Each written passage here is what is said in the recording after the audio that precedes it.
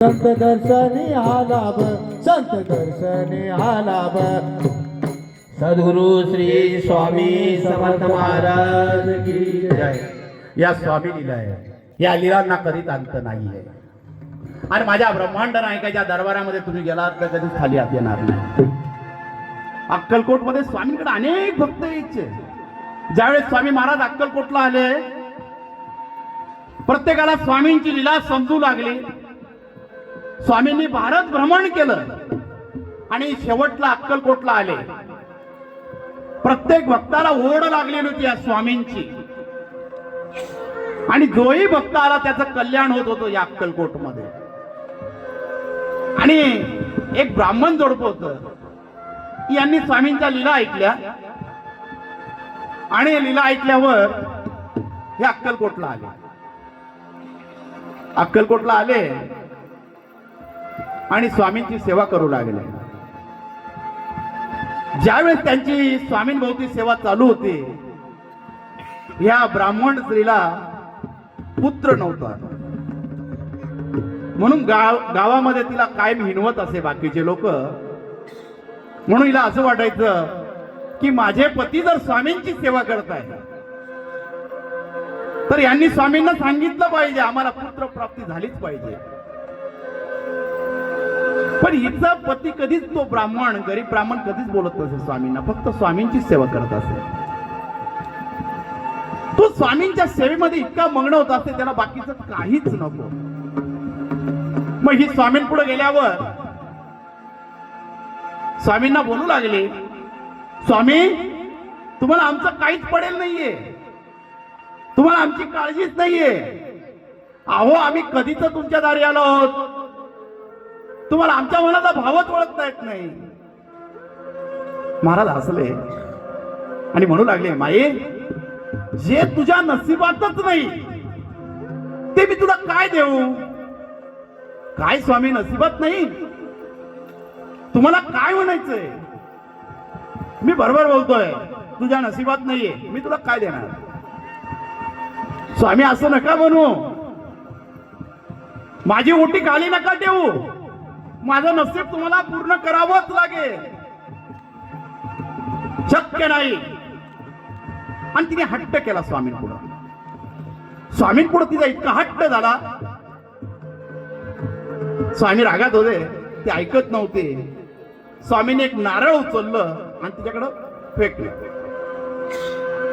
तर त्यावेळेस तिला असं वाटू लागलं ते नारळ आपल्या अंगावर पडलं लागल, म्हणून ती पटकन बाजूला झाली आणि गरीब स्त्री तिथं उभी होती, तिने तिची ओटी पुढे केली, ते ओटीचं नारळ तिच्या पदरात येऊन पडलं आणि तिने लगेच स्वामींच्या चरणावर आपलं मस्तक ठेवलं। महाराज बोलले, जा तुला बाळ होईल, काळजी घेऊ नकोस, पुढच्या तुझा पुत्र घेऊन आमच्याकडे येऊ। महाराज त्या पाया पडल्या आणि ती निर्धनश्री घरी गेली आनंदाने आणि रडू लागले। स्वामी नारळ तुम्ही मला दिलं आणि ते ती घेऊन गेली, आम्ही बोललो होतो तुझ्या नशिबात नाही येते, पण तू मागती, आम्ही दिलं तू घेतलं नाही, आम्ही काय करणार? नका ना स्वामी असं करू, मला एक पुत्र पाहिजे स्वामी, मला एक कोणी माऊली म्हणणार पाहिजे हो स्वामी। घरामध्ये एखाद्याकडे जाती एखादं बाळ आई म्हणून आवाज देत, माझ्यातलं आई तत्व बाहेर निघता हो, छाती भरून येते व मलाही कोणी आई म्हणावं। मला सर्व हसतात, त्याचं वाईट वाटतं मला आई म्हणलेलं पाहिजे कोणीतरी, मला बाळ पाहिजे स्वामी, मला बाळ पाहिजे। स्वामींच्या चरणांवर रडू लागली। ठीक आहे, आम्ही देतो तुला, घेऊन जा। आणि महाराजांनी 3 खारका घेतल्या आणि तिच्या हातात दिल्या, जा तुला आता बाळ होईल, काळजी करू नकोस, घरी जा।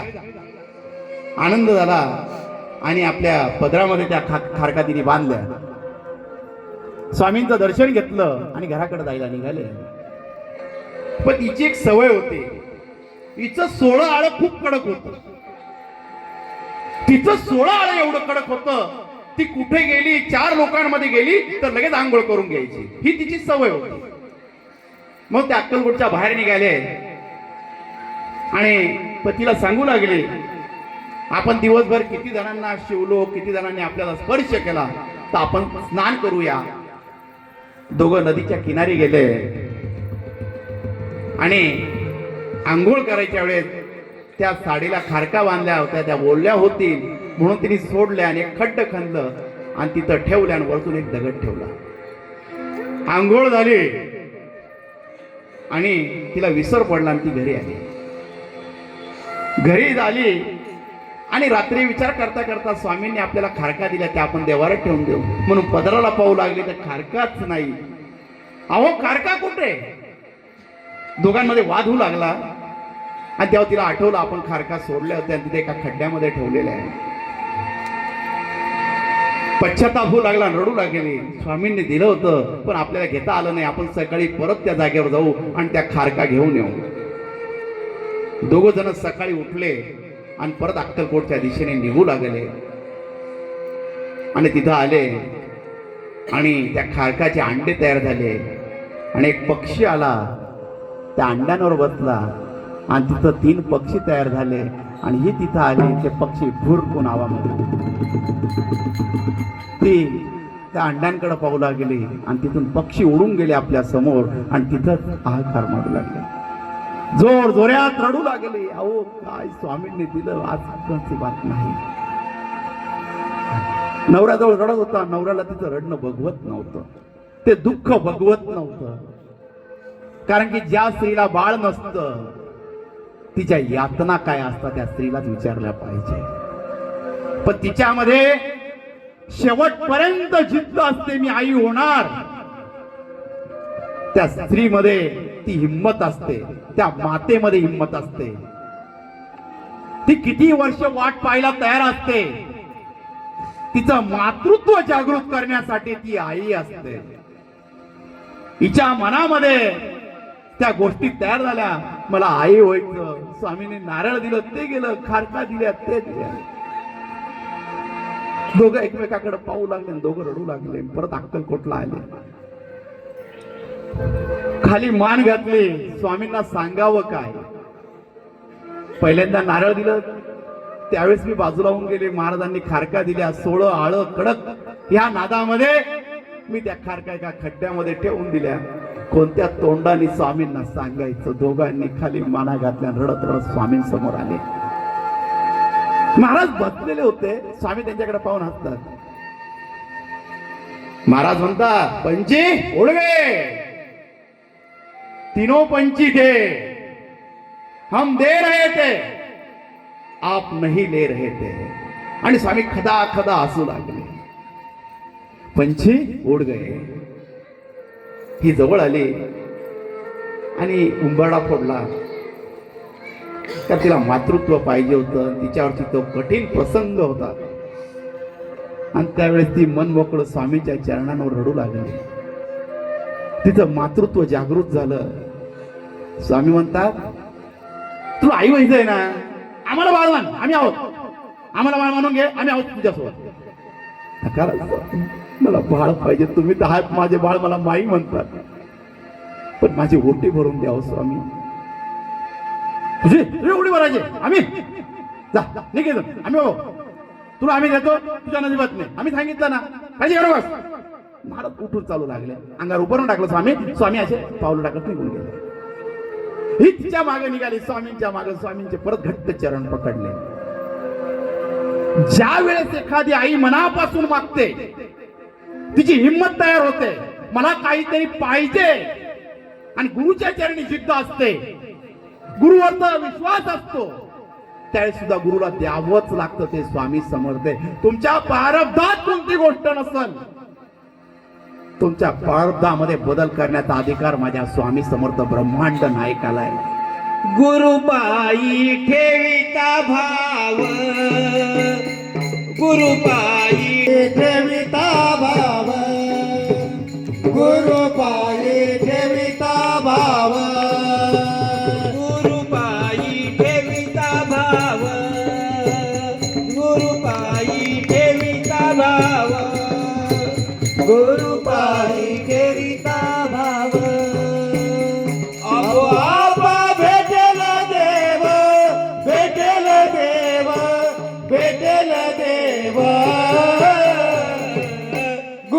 पायी ठेविता भाव गुरु पायी ठेविता भाव गुरु पायी ठेविता भाव आप आप भेटल देव भेटल देव भेटल देवा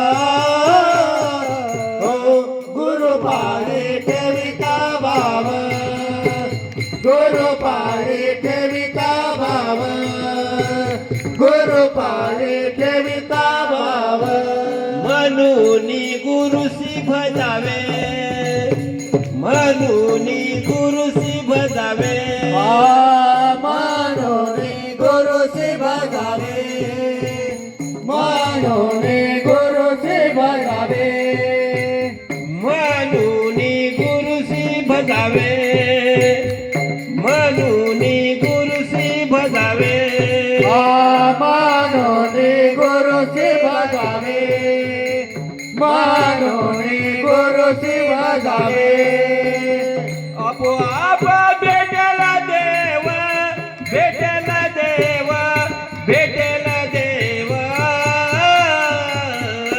गुरु पायी ठेविता भाव गुरु पायी ठेविता भाव गुरु पायी ठेविता भाव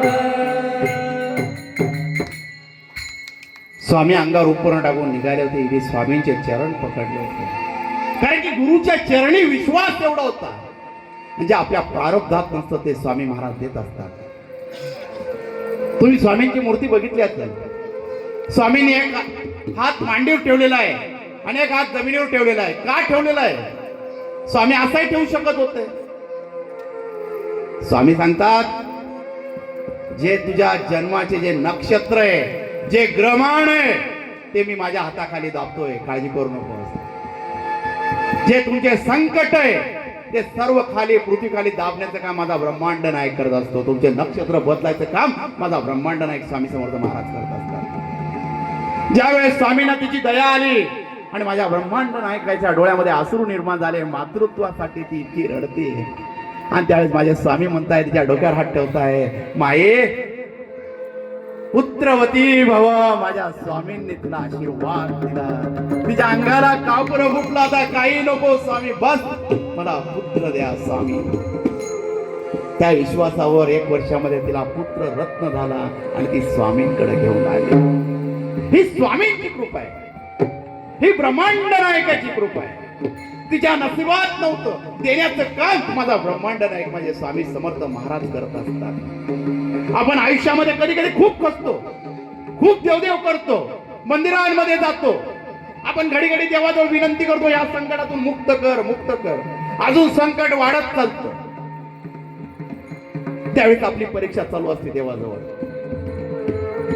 की देव बघत असतो हा संकटात आहे मी तर याला लगेच दिला हा मला विसरून जाईल म्हणून देव त्याला अजून संकट देतो आणि त्या संकटामधून तो अजून बाहेर येतो पण स्वामींचे पाय सोडत नाही काही जण अर्धवट सेवेकरी असतात नाही भेटलं लगेच देव बदल आपल्या महाराष्ट्राची परंपरा आहे एक देवांचा सुद्धा ट्रेंड चालत असतो आपल्या महाराष्ट्रामध्ये दरवर्षी एक नवीन देव येत असतो ज्या देवाचा प्रचार झाला तुम्ही पहा तिकडेच गाड्या जात असतात सर्व देवांचं नाव मध्ये मध्ये संत गजानन महाराजांचं इतकं नाव झालं का सर्व शेगावला जायचे नंतर साईबाबांचं नाव झालं साईबाबांकडे जायचे नंतर अक्कलकोटचं नाव झालं सर्व अक्कलकोटकडे जायला लागले आता सर्वीकडे रील येऊ लागली खाटू श्यामची की जीवनात हारला असलं तर खाटू श्यामला गेलंच पाहिजे सर्व तिकडे जायला लागले अरे काय राजकारण आहे काय ह्या मंत्र्याकडे काम होत नाही त्या मंत्र्याकडे जायचं तिकडे होत नाही इकडं 5 मिनिटात देव बदलायला वेळ लागत नाही एखादा घरी येऊन बसतो मला फरक पडला हो पाय तुझा दुसऱ्या दिवशी दोघं नवरा बायकोची तयारी बॅग करून तर आपल्याला इकडे जायचं मग तो फोन करून सांगतो फरक पडला अरे तुमच्या मनाचा फरक पडू द्या देव एकच आहे आयुष्यामध्ये जो गुरु केला ज्या देवाचे चरण धरले आयुष्यभर त्याच देवाचे चरण धरा त्याच्यामध्येच सर्व देव बघा तो बरोबर आहे तुमच्या तो देव सुद्धा तुमची परीक्षा पाहतो रोज चमत्कार दाखवतो आणि आपल्या मराठी माणसाला चमत्कार पाहिजे चमत्काराशिवाय नमस्कार नाही, हा गुरु आवडला नाही, लगेच दुसऱ्या नवीन गुरुकडं. लय पॉवर आहे त्यांच्यात. अरे किती पॉवर पाहता, एकाच गुरुमध्ये पॉवर खूप आहे, तुम्ही ते बघा. म्हणून आपली अवस्था ही होऊन चाललेली आहे. देव सुद्धा आपल्याला हसत असेल, अरे मी एकच आहे, एकाच ठिकाणी थांब, 17 ठिकाणी काय जातो. म्हणून आपल्याला देवाचे चरण घट्ट पकडले पाहिजे. गुरु किती आपली परीक्षा बघू, किती काय करो, पण त्याचे चरण नाही सोडले पाहिजे. त्याच्यावर विश्वास आपला हात धुवून राहिला पाहिजे. अहो महाराजांनी काय कठीण परीक्षा पाहिल्या का? त्या चोळप्पा महाराजांची किती परीक्षा पाहिली हो. येडं करून सोडलं होतं चोळप्पा महाराजांना. या चोळप्पा महाराजांच्या घरी का स्वामी राहिले हो? इतकी परीक्षा पाहिली या स्वामींनी या चोळप्पा महाराजांची की जीवन नको मरण बरं, एवढी परीक्षा या चोळप्पा महाराज स्वामींनी पाहिले. पण चोळप्पा महाराजांनी शेवटपर्यंत स्वामींचे चरण सोडले नाही. म्हणून आज सुद्धा त्यांची 5वी 6वी पिढी चालू आहे. स्वामींची समाधी त्यांच्या दारापुढे, हजारो लोक त्यांच्या दारापुढे येतात, स्वामींची सेवा करतात. का? विश्वास. हा विश्वास असला पाहिजे. जेव्हा तुमचा विश्वास गुरुच्या चरणी येईल ना, त्यावेळेस सर्व काही मिळेल. अहो गुरुचरित्राच्या अध्यायामध्ये सांगतात, आपले नृसिंह सरस्वती दत्त महाराज एका शूद्राच्या घरावर रोज चक्र मारत असते. आणि त्याच्या घरी गेले का भिक्षा घ्यायचे आणि निघायचे, आणि त्याच्या शेताजवळ गेले आशीर्वाद द्यायचे निघून जायचे. तो शूद्र रोज दत्त महाराजांचे नमस्कार करत असते. रोज दत्त महाराजांनी डोक्याला हात ठेवला, बस त्याला आनंद मिळत असे. एक दिवस शेतामध्ये एक पीक चांगलं पिकलेलं होतं आणि दत्त महाराज तिथून चालले होते. संगमावर जायचं होतं त्यांना स्नानासाठी. ह्या शूद्राला दत्त महाराजांनी सांगितलं, काय हवं तुला? मी तुझ्यावर प्रसन्न झालेलो आहे. त्यांनी सांगितलं, मी शेतकरी माणूस, मला काय हवं? शेतकऱ्याला काय पाहिजे? पीक पाणी चांगलं आलं पाहिजे, एवढीच माझी इच्छा आहे. नक्की, मग एक काम कर म्हणे. दत्त महाराज बोलू लागले, मी स्नानासाठी जातोय, तिकून येईपर्यंत सर्व शेत कापून टाक, काहीच ठेवू नको. आणि दत्त महाराज निघून गेले. याचा गुरुंवर इतका विश्वास होता, हा लगेच गावामध्ये आला, राज दरबाराकडे गेला. यावेळेस मी तुम्हाला दुप्पट कर देईल, पण मला आता शेत कापायचंय. त्याला राज दरबारामध्ये समजून सांगितलं, असं काही करू नको, पीक खूप चांगलं आलेलं आहे आणि पीक चांगलं आलेलं आहे म्हणून तू असे नाटकं करतोय. त्याने सांगितलं, मला पीकच ठेवायचं नाहीये, मी तुम्हाला दुप्पट कर देईल. माझ्यावर विश्वास नसेल तर माझ्याकडे जनावर येते, तुमच्या ताब्यात देतो. त्यांनी परवानगी दिली आणि आज शेत कापायसाठी माणसं घेतले. ते माणसं काही कापत नव्हते. त्यांना म्हणे, तुम्हाला मी रोज देतोय, तुम्हाला त्याच्याशी काय घेणं? आणि शेत कापायला सुरुवात झाली. बायका मुलांना हा विषय कळाला, ते शेताजवळ आले. त्यावेळेस तो आपल्या पत्नीने सांगू लागला, मला गुरुंनी आशीर्वाद दिला, शेत सर्व कापून टाकायला लावलं. अहो एवढं चांगलं पीक आलेलं आहे, डबल कर द्यायचा, जनावर राजा घेऊन गेलेला आहे, कोणावर विश्वास ठेवता? अहो तुम्हाला काही वाटतं का नाही? आमची तर काळजी करा. तुला जे समजायचं ते समज, मला गुरुंनी आशीर्वाद दिलेला आहे, मला ते काम पूर्ण केलं पाहिजे. पूर्ण शेत कापल्या गेलं आणि दत्त महाराज स्नान करून आले आणि हा हात जोडून उभा होता. दत्त महाराजांनी पाहून न पाहिल्यासारखं केलं, हा समोर गेला. महाराज नमस्कार स्वीकार करा. हा बोल, काय? महाराज तुम्ही मला आशीर्वाद दिला होता. हो, मग तुम्ही सांगितलं हे शेत कापून टाक, मी कापून टाकलं. दत्त महाराज हसले आणि बोलू लागले, अरे मी तुला सहज बोललो होतो आणि तू खरंच कापलं एवढं चांगलं पीक. त्यावेळेस तो जशी आपली आज्ञा गुरुदेव, आणि दत्त महाराज निघून गेले. आणि त्यावेळेस थंडी खूप सुटली. थंडी इतकी सुटली, सर्वांचे पीक नाहीसे झाले. आणि त्यावेळेस पाऊस खूप झाला, अवकाळी पाऊस, आणि सर्वांचे शेत नाहीसे झाले. आणि ज्यावेळेस त्याचं शेत कापलेलं होतं, तिथून नवीन पिकाने उभारणी घेतली आणि त्याला सर्वात जास्त 5 का 10 पेटणी पीक आलं. आणि त्याच्यामध्ये अर्ध पीक त्याने राजाला दिलं, ब्राह्मणांना दिलं, गावाला दिलं आणि उरलेलं स्वतःला ठेवलं. पत्नीला पस्तावा येऊ लागला की आपण काय बोलत होतो. आणि त्यावेळेस दत्त महाराज त्याच्या समोर आले. तो दत्त महाराजांच्या चरणाजवळ बसलेला होता, कारण की गुरुवरचा विश्वास होता. दत्त दिगंबर दैवत माझे, दत्त दिगंबर दैवत माझे, दत्त दिगंबर दैवत माझे, दत्त दिगंबर दैवत माझे. हृदयी माझ्या नित्य विराजे, हृदयी माझ्या नित्य विराजे, दत्त दिगंबर दैवत माझे, दत्त दिगंबर दैवत माझे, हो दत्त दिगंबर दैवत माझे. दत्त दिगंबर दैवत माझे, दत्त दिगंबर दैवत माझे, दत्त दिगंबर दैवत माझे. आणि दत्त महाराजांनी त्याला आशीर्वाद दिला. आपण गुरुवर विश्वास ठेवला ना, गुरु आपल्याला कोणतंही काम तारून देणार नाही. विश्वास. कधी कधी तिथं बारदाना लावून सेवा केली जायची. अनेक वेळा सेवा केली. महाराजांनी खूप कठीण प्रसंग पाहिले. आणि ज्यावेळेस वेळ आली, जे स्वप्न बघत होतो की हा मठ मोठा झाला पाहिजे, आपण कधीतरी प्रति अक्कलकोट करू, असे मनामध्ये स्वप्न होते, ते स्वामींनी स्वतःहून पूर्ण केले. आणि स्वामींच्या साक्षात प्रासादिक पादुका या मठास प्राप्त झाल्या अक्कलकोटहून. आणि त्या पादुका मठाला मिळाल्या. आणि ज्यावेळेस त्या पादुका अक्कलकोटहून मिळाल्या, तर मठाचं नाव प्रति अक्कलकोट सुरगाणा झालं. आज ह्या मठामध्ये हजारो स्वामी भक्त येतात, आपलं दुःख सांगतात. महाराज प्रत्येकाची इच्छा पूर्ण करत असतात. हा महाराष्ट्रामध्ये एकमेव असा दरबार आहे, कधी त्या मठामध्ये आलात तिथं पैशाचा व्यवहार होत नसतो. मठामध्ये कधी तुम्ही स्वामींचा फोटो मागितला तर स्वामीला विकल्या जात नाही. स्वामींचा फोटो सुद्धा फ्री मध्ये दिला जातो. स्वामींचं आरतीचं पुस्तक मागितलं ते तसंच दिल्या जातं, कारण की स्वामी नावाचा व्यवहार कधीच होत नाही. मंदिराच्या बाहेर जा, तुम्हाला जे लागेल ते विकत घेता येतं, पण मठामध्ये कुठलाही व्यवहार होत नाही. स्वामींच्या नावावर पैसे घेतले जात नाही, कारण की स्वामींच्या नावावर धंदाच केला जात नाही.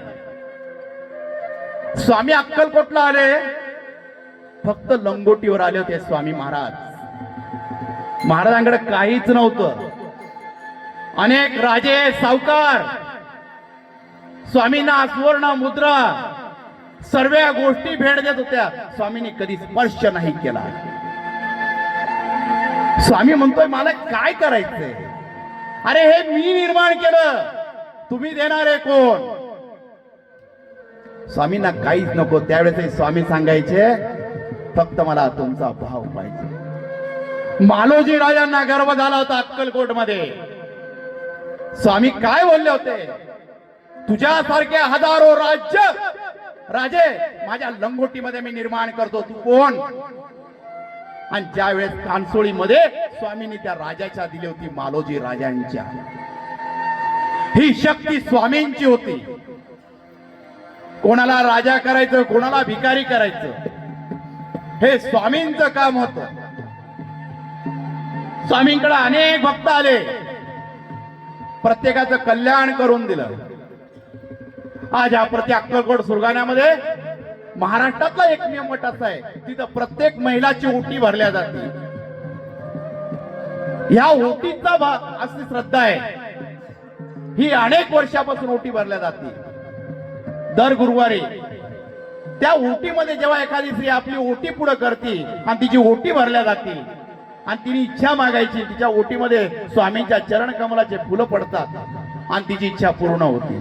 अनेक जणांचे कॅन्सर बरे झाले, आजार बरे झाले, अनेकांच्या इच्छा पूर्ण झाल्या. एवढी शक्ती या ओटीच्या फुलांमध्ये, मठामध्ये. येणाऱ्या प्रत्येक स्वामी भक्ताच्या डोक्यावर पादुका ठेवल्या जातात. किती गर्दी असो मठामध्ये, पण प्रत्येकाच्या डोक्यावर पादुका ठेवल्या जातात. आणि ह्या मठाचं एक महत्व असं आहे, या मठामध्ये कधीच प्रश्न उत्तर पाहिला जात नाही. इथं तुम्ही आणि स्वामी दोघांचा संवाद केला जातो. तुमचं काय मनातली अडचण असेल ते स्वामींशी तुम्ही स्वतः बोलायची.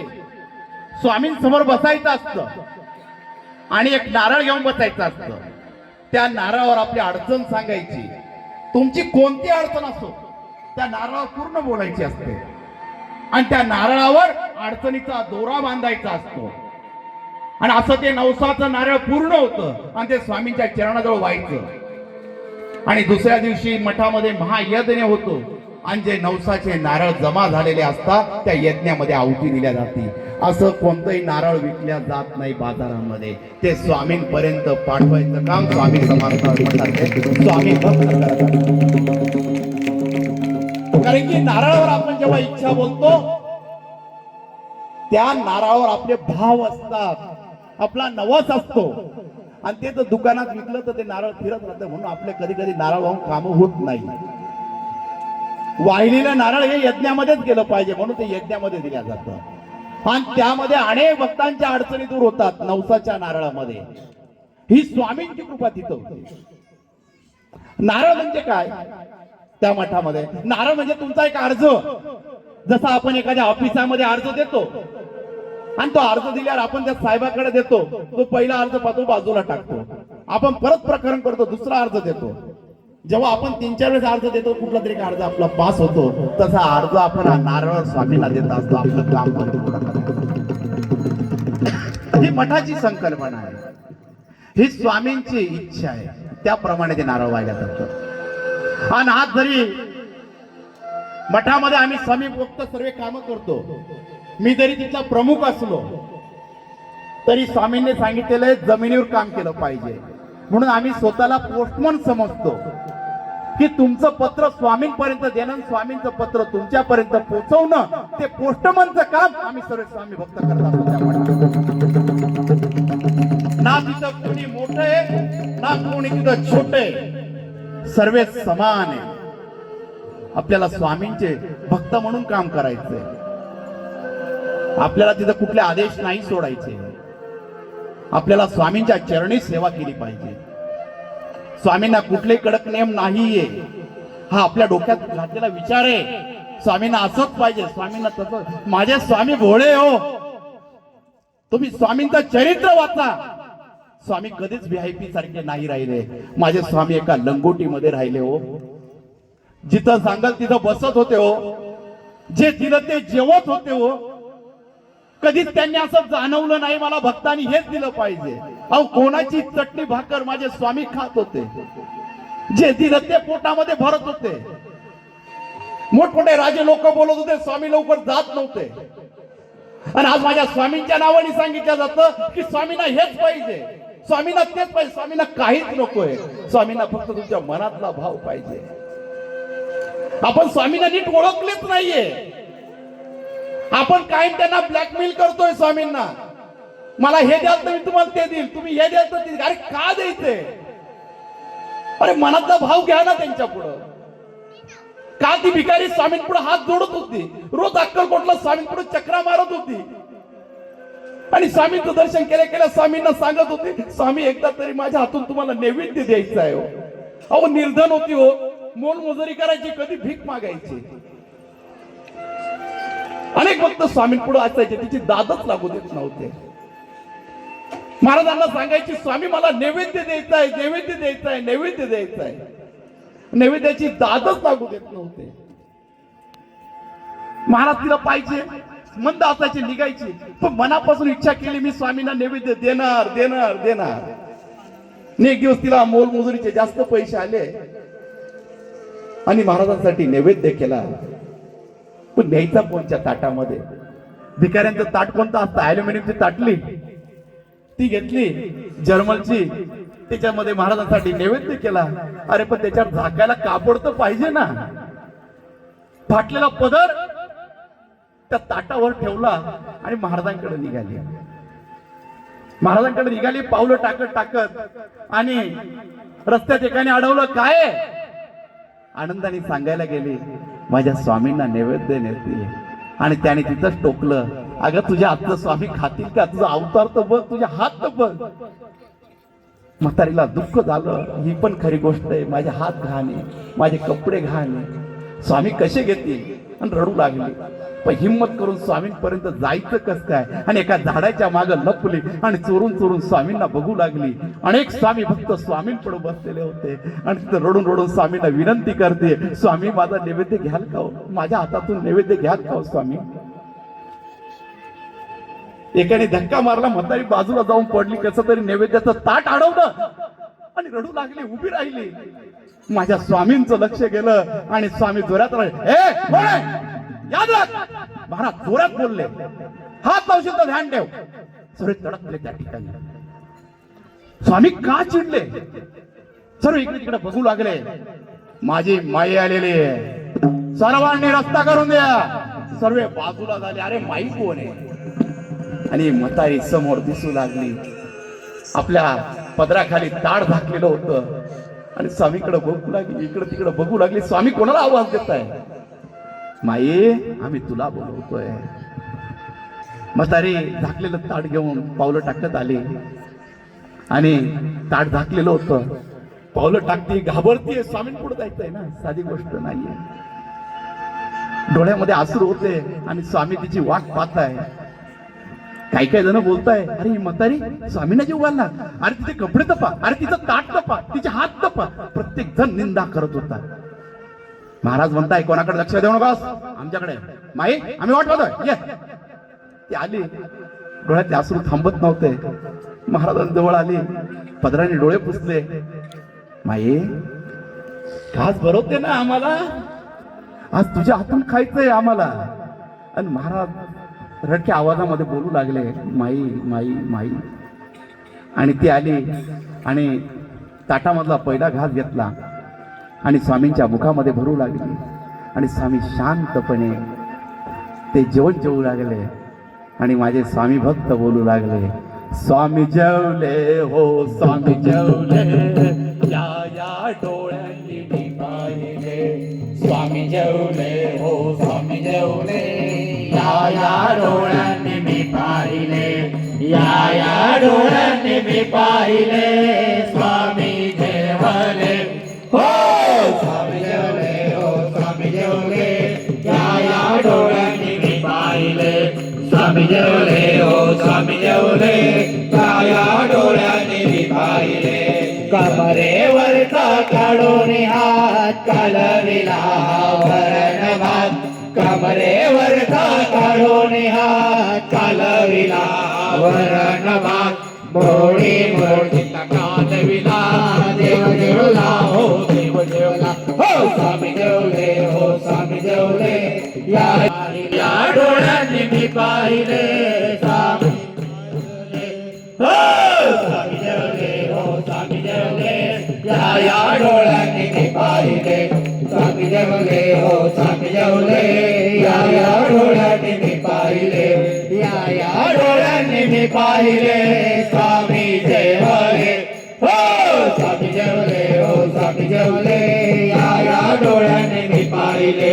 स्वामी जेवले हो, स्वामी जेवले, या डोळ्यांनी मी पाहिले.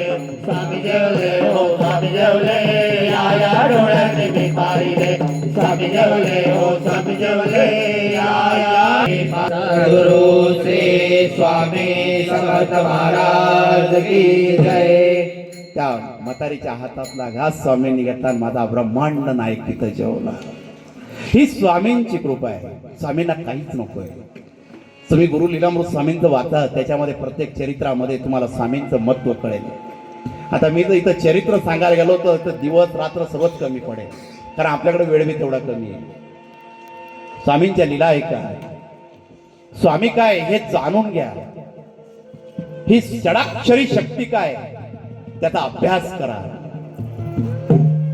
स्वामींकडे मागण्यापूर्वी मनातला निश्चय ठेवा, मनातला भाव ठेवा, तो ब्रह्मांड नाही तुम्हाला देईल. स्वामी महाराज फक्त देण्यासाठी आलेले, या ब्रह्मांड प्रत्येक भक्ताला देण्यासाठी आलेले. स्वामींनी पादुका का ठेवल्या? दत्त महाराज संप्रदायामध्ये पादुकेची का पूजा केली जाते हे आपल्याला माहित आहे का? श्रीपाद वल्लभ गुप्त झाले, पादुका देऊन गेले. नृसिंह सरस्वती गुप्त झाले, पादुका देऊन गेले. स्वामी समाधी अवस्थेत गेले, पादुका देऊन गेले. का? पादुकांचं महत्व का? खूप ठिकाणी पादुका जपून ठेवल्या जातात. त्या पादुकांमध्ये माझा ब्रह्मांड नायक सांगतो, अरे या पृथ्वी तलावर मी जेव्हा समाधी अवस्थेत जाणार आहे, माझा भक्त कुणाकडे पाहणार आहे? ज्या वेळेस तो त्या अवस्थेत असल, ह्या पादुका मी माझ्या ठेवतो इथे, या पादुकांवर तो डोकं ठेवून रडत तरी त्याचा भाव तर माझ्यापर्यंत कळवेल.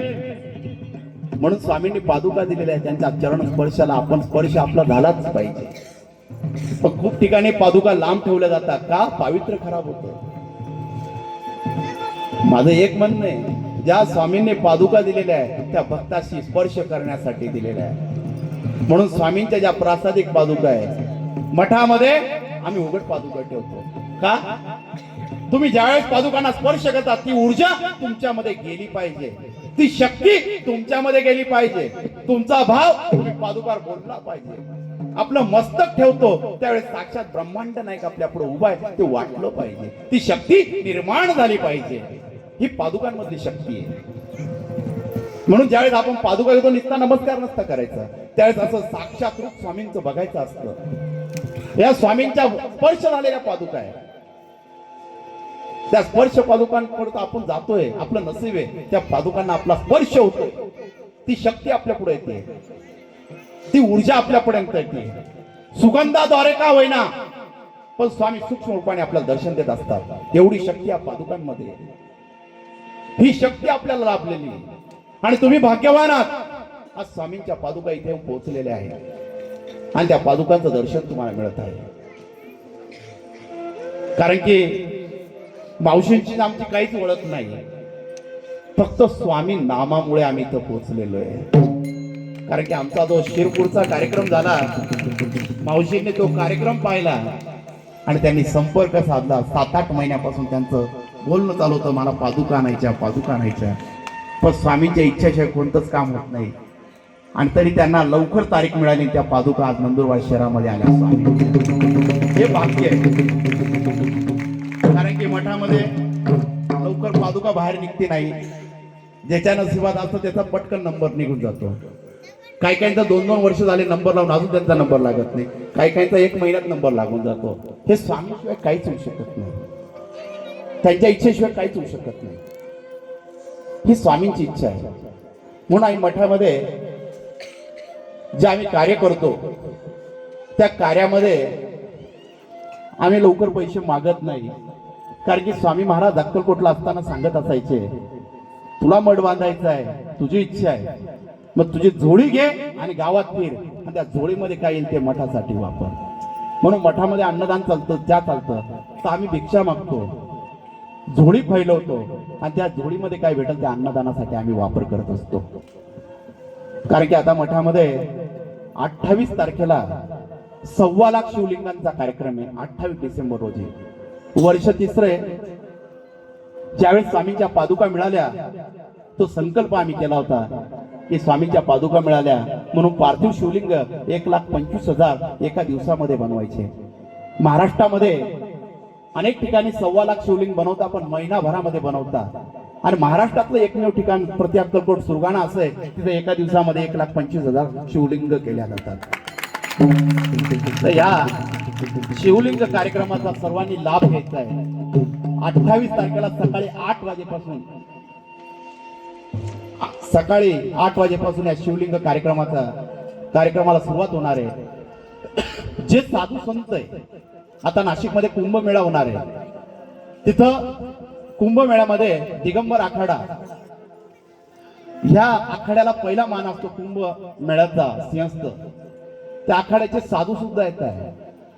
म्हणजे जे कुंभमेळ्यामध्ये जेवढे साधू आहे त्यामध्ये 15 ते 20 साधू जे मेन प्रमुख, भक्तिदास चरणदास महाराज कुंभमेळ्याचे प्रमुख, ते सुद्धा मठामध्ये येत आहे. अनेक वेळा येऊन गेले, पण ह्या कार्यक्रमासाठी सर्व साधू संत येत आहे. एक तुम्ही दत्तदास महाराजांचं नाव ऐकलं असेल, नाशिकमध्ये फार मोठी विभूती आहे.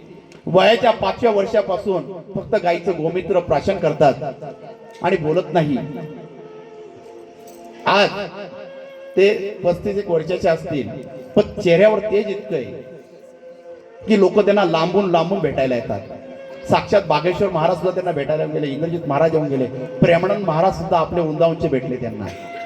ते विभूती लवकर कुठं जात नाही, पण जसे आपण शिवलिंग चालू केले दरवर्षी मठामध्ये येतात आणि शिवलिंगाच्या कार्यक्रमाला असतात. म्हणजे दत्तदास महाराज ते सुद्धा येणार आहे, अशा अनेक स्वामी भक्त येणार आहे, सगळ्या प्रकारचे आखाड्याचे साधू येणार आहे. ह्या कार्यक्रमाचे साक्षीदार व्हा, ह्या सोहळ्याचे साक्षीदार व्हा. आणि ह्या 1.25 लाख शिवलिंगाच्या कार्यक्रमाला सर्वांनी आपली, ज्यांना जमल त्यांनी आपली उपस्थिती लाभवायची. पत्रिका मी सर्वांपर्यंत पाठवतो. हे 1.25 लाख शिवलिंगाचं महत्व काय, पार्थिव शिवलिंगांचं महत्व काय. जेव्हा आपण पार्थिव शिवलिंग बनवतो, जेव्हा आपण ती माती हातामध्ये शिवलिंग बनवत असतो, जपलं आपल्या आत्म्यातून त्या पृथ्वीचं मिलन होत असतं. आपल्या हातामध्ये जेव्हा आपण पार्थिव शिवलिंग बनवतो, त्या पृथ्वीशी आपण जोडल्या जातो, एकरूप होतो आणि महादेवाशी भेट होते. आणि ज्यावेळेस आपण शिवलिंग बनवतो, पार्थिव शिवलिंग, आपले जे नक्षत्र खराब असतात, ग्रहदोष असतात, ज्यांची कुंडली खराब असते, त्याचे सर्व दोषाचं निवारण या पार्थिव शिवलिंगामध्ये होत असतं. शिवचरित्रामध्ये तुम्ही वाचू शकता, त्याच्यामध्ये पूर्ण माहिती दिलेली आहे. म्हणून शिवलिंगाचं मध्ये सांगितल्याप्रमाणे आम्ही हा 1 दिवसाचा कार्यक्रम करत असतो मठामध्ये. तर ज्यांना जमल त्यांनी 28 तारखेला या कार्यक्रमाला आपली उपस्थिती लावायची आहे. पत्रिका वाटेल आणि आपल्या मठामध्ये ज्याही स्वामी भक्तांनी कार्यक्रम ठेवला, आपण त्यांचा वाढदिवस केक कापून नाही करत, स्वामींच्या आशीर्वादाने करत असतो. आज सुद्धा 2 लहान बाळांचा वाढदिवस आहे, तो आपण इथं साजरी करणार आहोत. स्वामींच्या मंत्रांनी सर्वांनी त्या मंत्रांमध्ये त्यांना आशीर्वाद द्यायचा आहे.